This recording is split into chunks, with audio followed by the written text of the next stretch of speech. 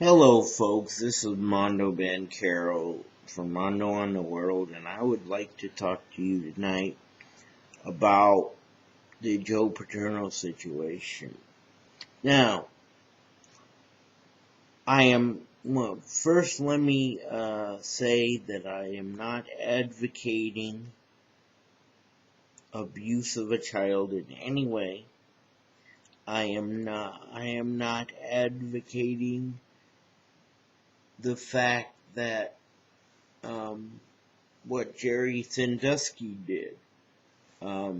But I do have something to differ with the Board of Trustees of Penn State and the administration of Penn State. Why did you fire a man like Joe Paterno, who, as far as anyone knows, does not advocate the abuse of a child, does not advocate the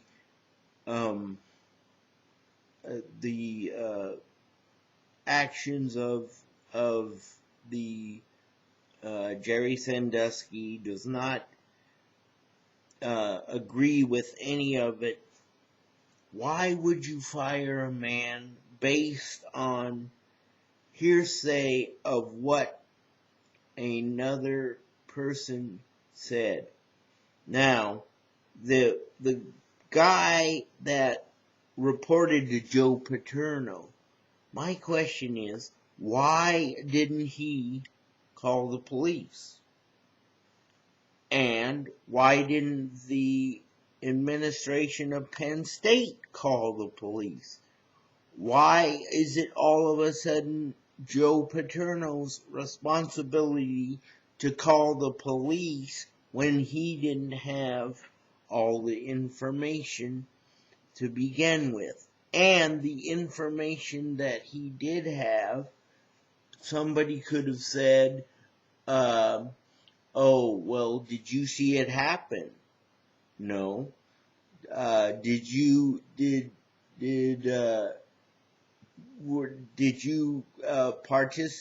you in the room as it was happening? No. That's the way when somebody's being accused of this kind of thing happens, because they want to make sure that things actually happened, or that in some way things were not misconstrued, or things were not said correctly, because this is a serious matter. And Joe didn't have all the information. So how can you go to the police when the police usually say, well, somebody had to have witnessed it or reported it to the police? Why is it all of a sudden Joe Paterno's responsibility to call the police when the person that saw the situation could have called the police?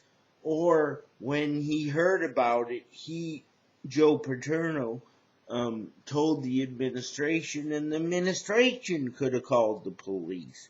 Why is it all of a sudden Joe Paterno's responsibility to call the police when he wasn't anywhere near the crime or the participation of the crime?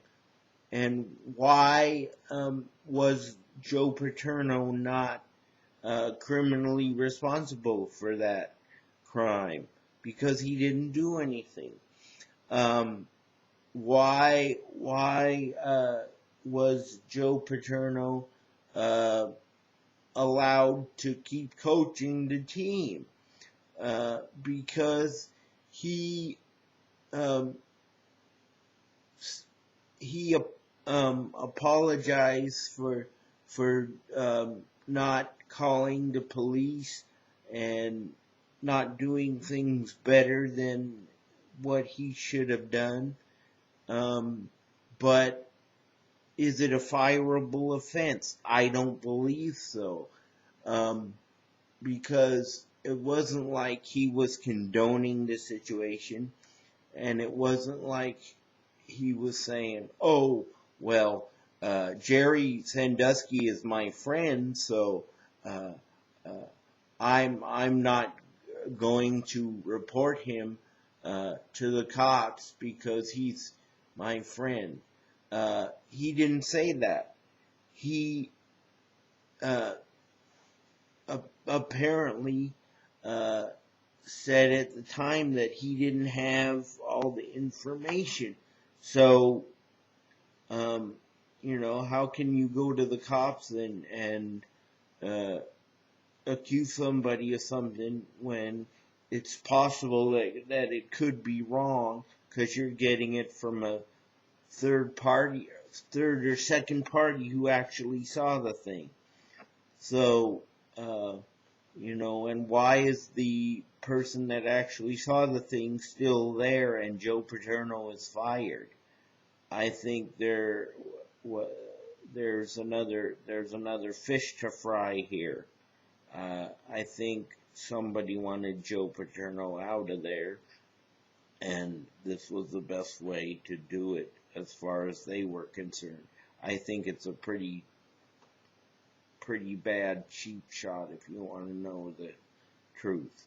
But that's just my opinion, and um, uh, the people at Penn State should should uh, um, uh, be ashamed of themselves, and the board of trustees should be ashamed of themselves for firing him just because, oh, he didn't call the police. It's not like he did anything. Uh, it's not like he did anything like uh, uh, participated in the crime or um, caused the was watched the whole thing and let it happen. He called the administration as soon as he called the administration as he called the administration as soon as he um, got the information, and he probably felt like uh, he did his job because he thought uh, wrongly that the administration would take care of it. And, I could see somebody getting fired for slapping a player or, for causing the player to be overheated and be in the hospital or die.